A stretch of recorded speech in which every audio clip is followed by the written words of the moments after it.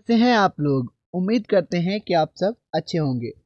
तो आज के इस वीडियो में हम क्या करने वाले हैं, आपको जो है क्लास 12th का जो आपका हमारा हिंदी जो है उसमें जो जो भी इसका इस बातचीत है, आपका चैप्टर 1 हम लोग देखने वाले हैं। इसमें जो भी आपका लेखक का परिचय है और इस कहानी का जो भी आपका सारांश है और जो भी ऑब्जेक्टिव होगा, सारा का सारा चर्चा करने वाले हैं, ठीक है ना। इसलिए आप इस वीडियो को अंत तक देखिएगा। मैं ये गारंटी लेता हूँ कि 100% अगर क्लियर नहीं हुआ ना तो डिसलाइक करके चला जाना। अगर हो गया तो आप सब्सक्राइब करना और कमेंट करना कि सर मज़ा आ गया। ठीक है, चलिए तो हम लोग क्या करते हैं, शुरू करते हैं। देखते हैं क्या है ना कि अपना समझते हैं कि बाल कृष्ण भट्ट जानते हैं हम लोग। पहला चैप्टर जो है अपना बातचीत है। जिनके जो राइटर हैं यानी लेखक हैं, लिखने वाले हैं, वो कौन है, हमारे बाल कृष्ण भट्ट जी। अध्याय पहला में तो हम लोग इसके बारे में जानते हैं, इनका परिचय कि बातचीत के लेखक बालकृष्ण भट्ट जी हैं, पहली बात आपको याद रखना। दूसरा, बालकृष्ण भट्ट आधुनिक मतलब नए जमाना हिंदी गद्य के निर्माताओं मतलब निर्माण करने वाले उपन्यास रचनाकार में से एक है ना। उपन्यास मतलब लेख लिखने वाले, ठीक है। अब देखिए तीसरा नंबर, वे भारत तेंदु युग के प्रमुख साहित्यकारों में से एक है। देखिए कि भारत तेंदु युग का मतलब होता है समय, ठीक है। एक नाम ही है, भारत तेंदु जो है एक राइटर का ही नाम है। उसी के जमाने का ये है, उसी के जमाने में जो है ये साहित्यकार उभरे हैं, ठीक है। अब देखिए हम लोग फोर्थ नंबर का मतलब समझते हैं, ठीक है। इसमें क्या कहा जा रहा है कि आपका इनका जन्म 23 जून 1844 को, आपको याद रखना है इनका जन्म कब हुआ, 23 जून 1844 को। पांचवा पॉइंट है कि इनकी माता का नाम जो है वो पार्वती देवी और इनके जो पिता थे वो कौन थे, बेनी प्रसाद भट्ट जी। गौर से देखिएगा क्योंकि हम ऑब्जेक्टिव इसमें चर्चा करने वाले हैं आगे। अब क्या है कि इनकी रचनाएं उपन्यास जो है में रहस्य कथा और नूतन ब्रह्मचारी, 100 अनाज एक सुजान, हमारी घड़ी, ये सब उनके प्रमुख जो है उपन्यास हैं जिनको उन्होंने लिखा है, ठीक है। उनकी द्वारा लिखी गई रचनाएं हैं, याद रखना आपको। अब नाटक, नाटक में इनका जो है पद्मावती इन्होंने लिखा है, शिशुपाल वध, सीता वनवास इत्यादि इनका जो है क्या लिखा गया है, वो नाटक लिखा गया है। अब इनका जो निधन हो गया यानी मृत्यु कब हुआ, वो 20 जुलाई 1914 को इनका निधन हो गया, ठीक है। ये आपको दिमाग में रखना है हमेशा। और ये उनको उनका कहना क्या है कि निधन लगभग जो है इनका निबंध जो है आपका लगभग 1000 निबंध, जिसमें 100 से ऊपर बहुत महत्वपूर्ण थे। कहेगा कि इन्होंने कितने निबंध लिखे थे, तो 1000 से ऊपर निबंध इन्होंने लिखा था, है ना। और बातें समझ लेते हैं।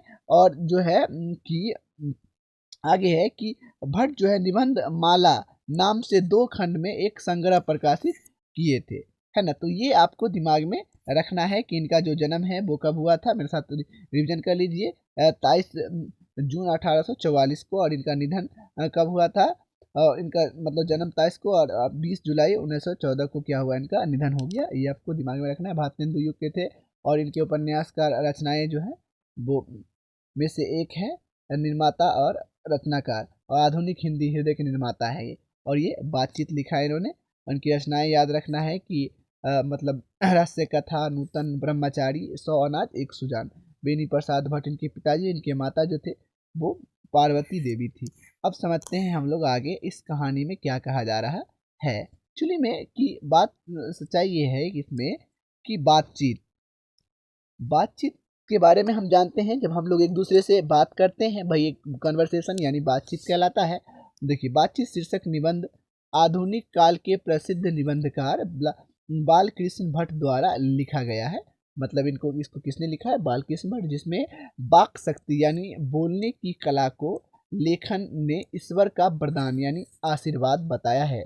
बाल कृष्ण भट्ट जी कहते हैं कि वाक शक्ति यानी बोलने की कला अगर मनुष्य में ना हो तो ना जाने इस गूंगी सृष्टि यानी दुनिया, सृष्टि का मतलब का क्या हाल होगा। यानी बात करने की कला हम में ना हो तो ना जाने कि इस दुनिया का क्या होगा, है ना। वे कहते हैं मतलब ये बालकृष्ण भट्ट जी आगे कहते हैं कि बातचीत में वक्ता यानी बोलने वाला, कहने वाला को स्पीच की तरह बोलने का मौका नहीं दिया जाता है कि नहीं।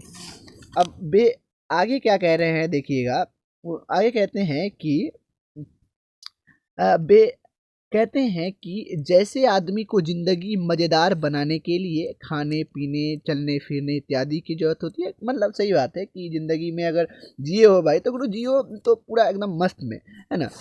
चलो फिरो खाओ पियो और पूरा टेंशन फ्री रहो, ये बात उनका कहना है, सही बात है।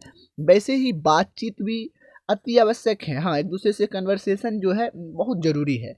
इससे चित्त यानी मन होता है, मन हल्का और स्वच्छ हो जाता है। नहीं क्या कोई प्रॉब्लम आपको होता है, देखिएगा अगर आप उस चीज़ के बारे में अगर आप किसी से बात कर लेते हैं तो आपका दिल जो है वो हल्का हो जाता है कि चल भाई कुछ हद तक जो है चीज़ें परेशानियाँ जो है वो कम हुई। और मवाद यानी जख्म से निकलने वाला पस, मवाद जो हृदय में जमा रहता है यानी जो हमारे मन में जमा रहता है वह भाप बनकर उड़ जाता है, मतलब चला जाता है कि चल यार बहुत प्रॉब्लम था, अब जो हुआ जख्म हुआ खत्म हुआ मवाद हुआ उड़ा। जो घाव पे नहीं रहता है मवाद, मतलब कि ये आपका जो घाव है उस पर जो जम जाता है वही होता है मवाद, उसी को कहते हैं जख्म से निकलने वाला पस, मतलब जख्म से निकलने वाला जो आपका क्रीम बोलते हैं ना वही चीज़। हाँ, तो ये चीज़ है।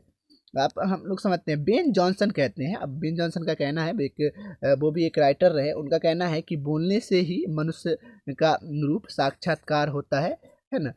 साक्षात्कार मतलब कि हम किसी के सामने आमने सामने कैसे बात करते हैं, वो है ना, इंटरव्यू आप कह सकते हैं इंग्लिश में। कह रहा है कि लेखक ये साक्षात्कार होगा, कह रहा है कि लेखक ने बातचीत के प्रकार को भी बताया है। एडिसन, फिर एडिसन एक मतलब राइटर रहे, उन्होंने क्या कहा कि असल बातचीत जो है सिर्फ दो व्यक्तियों में ही हो सकती है। यहाँ से हो सकता है कि एडिसन के द्वारा क्या किया गया कि असल बातचीत तो दो व्यक्तियों में ही होता है, जब दो लोग होते हैं तभी अपनी दिल जो है एक दूसरे के सामने जो है खोलकर बातें करते हैं। लेखक के अनुसार तीन लोगों के बीच की बातचीत केवल फॉर्मेलिटी यानी औपचारिक होती है। तीन लोग अगर बात करने के लिए बैठ गए हैं तो मान लीजिए कोई काम का ही बात होगा, मतलब दिल की बात वहाँ पे कम होती है, यानी कोई फॉर्मेलिटी यानी काम की बात होती है। तीन लोग चार लोग बात करते हैं तो ये मुद्दा है। दो लोग अगर एक दूसरे से बात कर रहे हैं तो दिल की बातें शेयर की जाती हैं वहाँ पे, तो ये बातें हैं। लेखक कहते हैं कि यूरोप के लोगों में बातचीत का हुनर है, मतलब उनके पास जो है एबिलिटी है बातचीत करने का, जिसे हम लोग आर्ट ऑफ कन्वर्सेशन यानी बातचीत करने की कला कहते हैं। यानी आर्ट ऑफ बात करने की कला को हम लोग क्या कहते हैं, आर्ट ऑफ कन्वर्सेशन। यानी यूरोप के जो बाहर देश के लोग हैं, यूरोप मतलब अमेरिका जापान और जो ऑस्ट्रेलिया जैसे लोग हैं वो सब यूरोप हुए, बाहर के देश के लोग, उसमें मतलब उनमें जो है बात करने की एक बहुत अच्छा जो होता है नॉलेज होता है।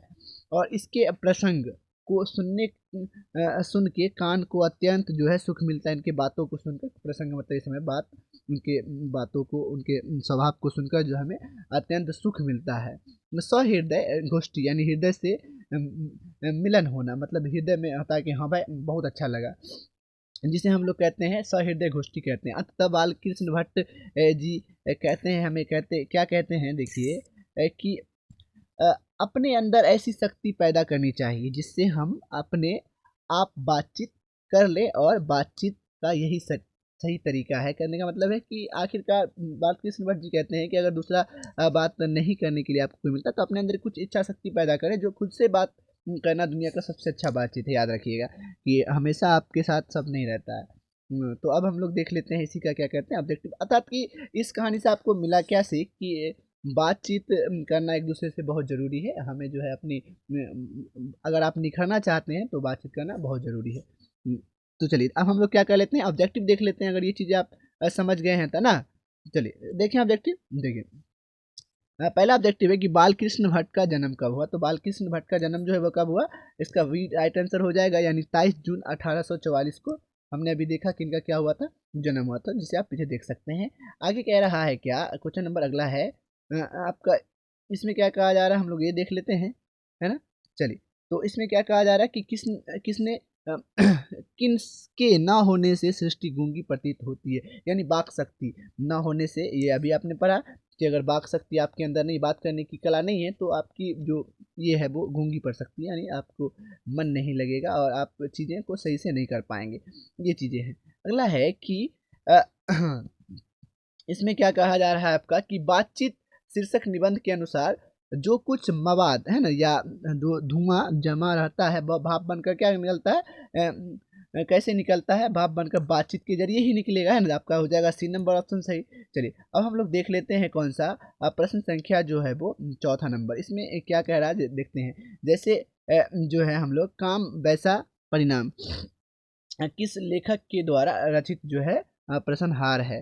तो वो किसके द्वारा लिखा गया है, वो बालकृष्ण भट्ट के द्वारा ही लिखा गया है। अब हम लोग देख लेते हैं पांचवा प्रश्न। इसमें क्या कहा जा रहा है कि बालकृष्ण भट्ट के पिता का नाम, अभी आपने देखा कि बेनी प्रसाद भट्ट था, तो आप आंसर में देख सकते हैं। अब हम लोग देख लेते हैं पांचवा छठा नंबर क्वेश्चन, बालकृष्ण भट्ट की रचना बातचीत क्या है, एकांकी है, कहानी है, यात्रा प्रसंग या निबंध है। तो हम जानते हैं ये क्या है, यह क्या है, ललित निबंध है। तो ये आपको याद रखना है। चलिए देख लेते हैं हम लोग कौन सा प्रश्न संख्या जो है वो कौन सा देख लेते हैं, सातवां। इसमें क्या कहा जा रहा है कि बालकृष्ण भट्ट किस युग के निबंधकार थे। तो ये जो थे भारत तेंदु, अभी आपने देखा कि हमने कहा ना भारत तेंदु एक राइटर का ही नाम था उन्हीं, क्योंकि उन्होंने क्या कहा था कि हिंदी के निबंध की दुनिया में जो है वो उन्होंने क्या बहुत क्रांति लाया था, इसलिए उसका युग नाम रख दिया गया, उस समय को ही नाम पर उसके भारत तेंदु कह दिया गया। हाँ, तो वो उसी समय के वे निबंधकार थे बालकृष्ण भट्ट जी। हम लोग देखते हैं आठवां।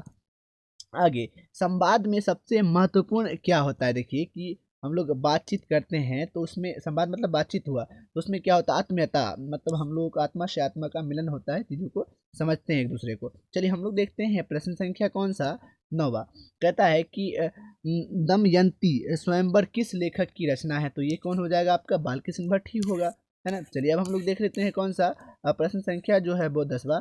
इसमें क्या कहा जाए, बातचीत जो है शीर्षक निबंध के अनुसार रस का समुद्र की किनकी बातचीत में उमड़ता चला जाता है। तो मतलब क्या है कि रस का समुद्र मतलब दो सहेलियों के बीच अगर बातचीत हुआ तो समझिए कि पूरा आप पूरा समुद्र खत्म हो गया, लेकिन बातचीत जो है वो खत्म, दो हम सहेलियों के बीच बातचीत जब होता है तो रस का समुद्र कितना कितनी बातचीत में उमड़ता चला जाता है। तो ये आपको इसी के बातचीत में जो हमारा चला जाता है, आपको याद रखना है। चलिए हम लोग देख लेते हैं 11 नंबर। इसमें क्या कहा जा रहा है, बालकृष्ण भट्ट ने कौन सा मासिक पत्र निकाला। तो हिंदी प्रदीप मासिक पत्र जो है वो आपका बालकृष्ण भट्ट के द्वारा ही निकाला गया। हम लोग देखते हैं प्रश्न संख्या 12।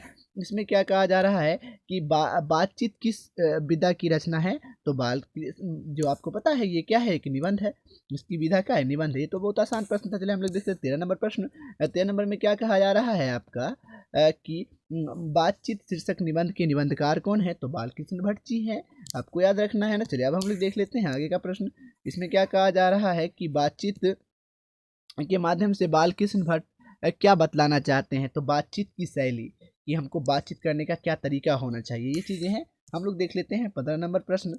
इसमें क्या कहा जा रहा है आपका कि यहाँ से इसमें कहा जा रहा है आपका कि बालकृष्ण भट्ट का निवास स्थान कौन सा है। तो निवास स्थान का कौन था, इलाहाबाद से उत्तर प्रदेश जो है इनका निवास स्थान था, ये आपको दिमाग में रखना है। चलिए हम लोग देख लेते हैं प्रश्न संख्या कौन सा, 16। तो इसमें क्या कहा जा रहा है कि बालकृष्ण भट्ट ने किस पत्रिका का संपादन किया। तो हिंदी जो है प्रदीप की उन्होंने क्या कहा था, संपादन किया था, लिखा था। आगे है कि बालकृष्ण भट्ट जो है हिंदी संप्रति नामक मासिक पत्रिका कब निकाला। तो ये 1800 जो है ये 77 में निकाला था, है ना। इसके लिए आपको जो है पूरा बुक पढ़ना पड़ेगा, ज़्यादा बेहतर रहेगा, है ना। आधा से ज़्यादा क्लियर तो यहीं से हो जाता है साइंस से ही। बालकृष्ण भट्ट के पिता पेशे क्या था। तो उनके पिता जो थे एक व्यापारी थे। चलिए हम लोग देख लेते हैं 18 नंबर से 19 नंबर प्रश्न।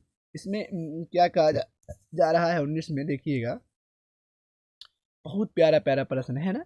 देखिए कौन सा उपन्यास जो है बालकृष्ण भट्ट द्वारा लिखा गया है।